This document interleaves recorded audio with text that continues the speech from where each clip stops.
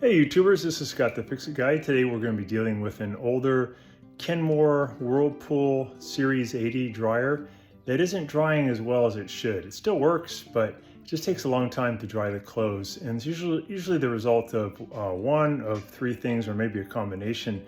And probably the most common is the dryer vent tube gets obstructed with lint. Another is the gas coils, the primary or secondary coils, get kind of worn out. They don't create a flame long enough to really dry the clothes. And there's a third item too that I'd like to go over with you guys. It's kind of cool.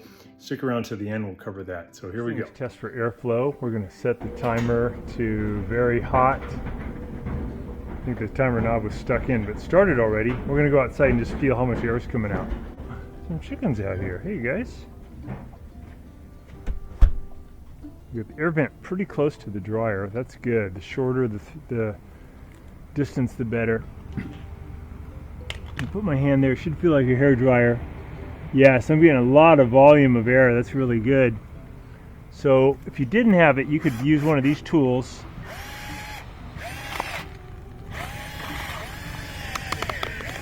And they could just get in there and get rid of all that lint that builds up. You got a little bit out there, but if you have a longer vent tube, then you're probably going to get a lot of lint. So that did help a little bit, but again, we do feel a lot of air coming out of there. Feels like a hair dryer. That's good. So let's go ahead and do the gas coils. All right, got the dryer unplugged. Next thing is to push in on these little clips here to get this top off. There's a clip there. That one's actually missing. There's one here, and that should, pushing in there should make it release. And then you should be able to lift up the top. But one more thing we got to pull out though first is two Phillips head screws right here. Okay, here's the two Phillips head screws. And then we should be able to get the top off. This off to the side. Here's the gas coils you're going to be putting in. And this is part number 53039317775. Primary, secondary gas coils. Easy to do. So we're going to just lift up now on the lid, and we're going to disconnect this one, which is bringing power down to the door switch. And then we have a couple of 5/8 screws that we're going to just pop out here and here to get the front panel off. So we'll do that part next. Here's out. One on the other side.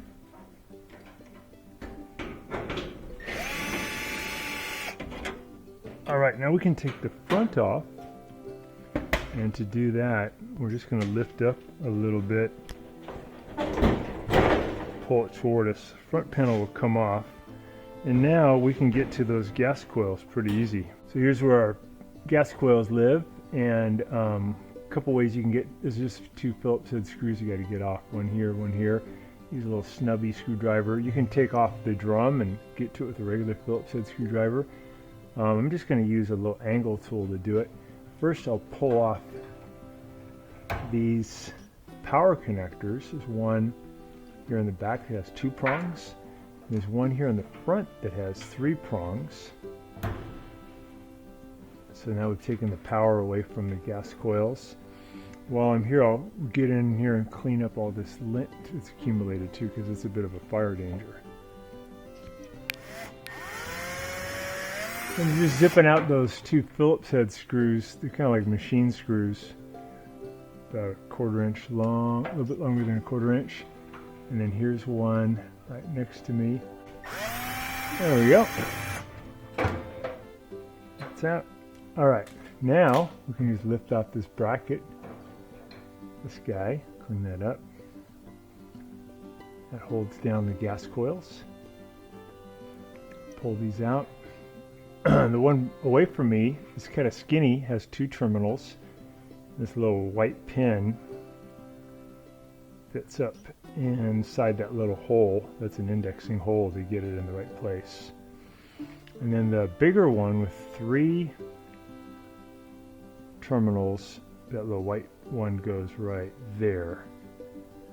And when you look at these, when they're in position, they look like this. So on the big one, the terminals are down low, and on the tall one, the terminals are up high. And you know you're doing it right if the little white plastic tabs are on the top. So let's go ahead and replace now the gas coils. I'm just going to clean up a little bit of that lint that's built up in there. Any dryer you ever open is going to have some lint in there, but it is good to get rid of it because it's highly combustible. Many times when you open up dryers, you see evidence of burned lint, and sometimes it's so bad that it catches on fire, and it can catch other things on fire inside your dryer. So getting rid of that stuff on a yearly basis is good.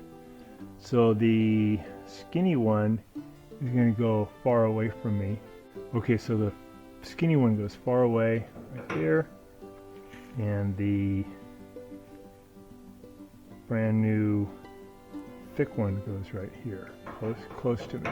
Okay, now we got them in position. We're going to put the plate back on. I'm going to move them around a little bit until that little white plastic tab fits up on the top, and these things kind of lock into position. You can't really move them. We'll wiggle them, but you can't move them. Now we'll add those 2 screws back. Tighten up those screws. Got it.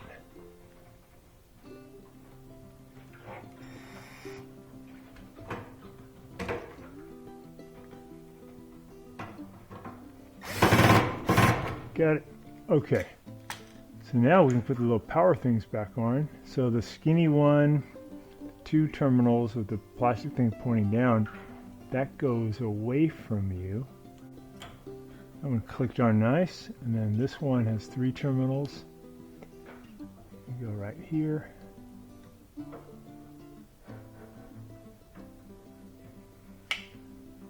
Clicked on there tight. Nice. Okay, everything's on there nice and tight. Modular connectors are tight. We're just going to get rid of a lot of this lint, and then we'll put it back together. So to put it back together, we just got to put the front panel back onto the cabinet. There's little hooks here on the bottom left and bottom right, and they're going to go into the opening here on both sides. So what we're going to do is get this bearing surface to go inside here, and we're going to lift up a little bit and set these down onto that hook and that hook, and we'll use screws at the top to hold it in. Alright, this is the only part that's a little tricky. Okay, so we're going to lift this up, get it close in. I'm going to get this bearing surface inside the drum, and then I'm going to try to line up corners and lift up and let it drop down onto those hooks. That one hooked on this side. Let's see if we can get the other side here. Yeah, that one hooked. Okay. Felt it. So I'm going to put in this 5/8 screw now, this side, to hold the front panel on.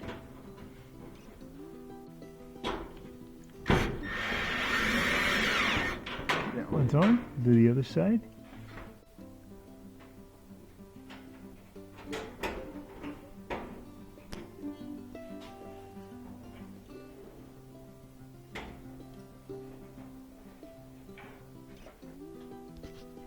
Tighten this side. Got it. Okay, we got to make sure we connect these two with a door switch. Got it. Okay, we're going to close it and have these go in here to hold it. We have to push back a little bit, and we'll put the 2 Phillips head screws in here. Be a little bit careful here that these screws don't fall into this ducting. Just line it up. Start it by hand, maybe. To the other side.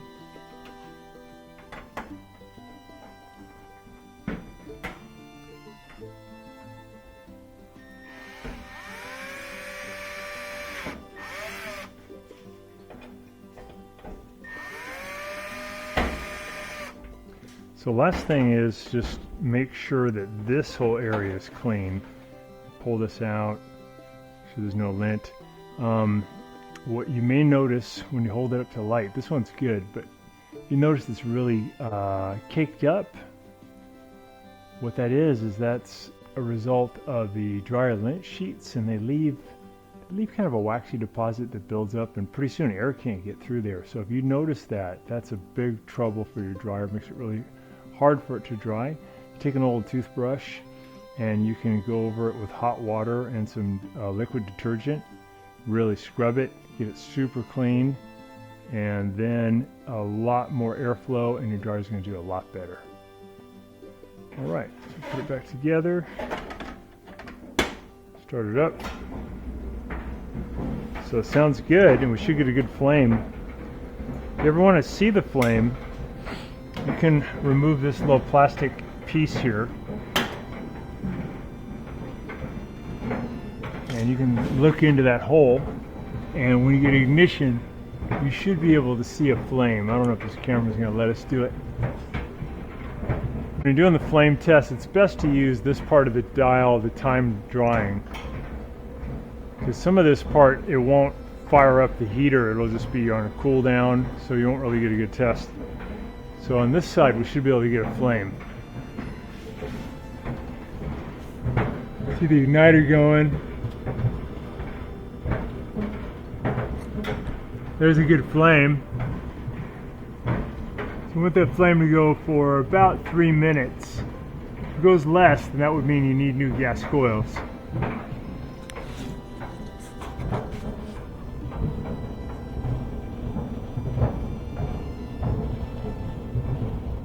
Watching our video, and please subscribe to our channel when you get a chance, and also click the little bell notification button so we can send you weekly videos on all the different ways of fixing appliances around your home and saving you lots of money.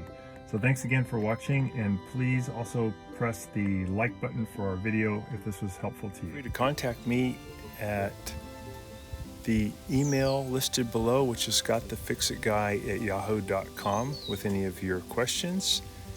And also, if you need to have a FaceTime meeting with me or a Zoom meeting, you can click on one of the links below in the description, and we can set up a 15-minute or 30-minute video conference where we can work on your appliance problem. So thanks again for all your support and for watching the video.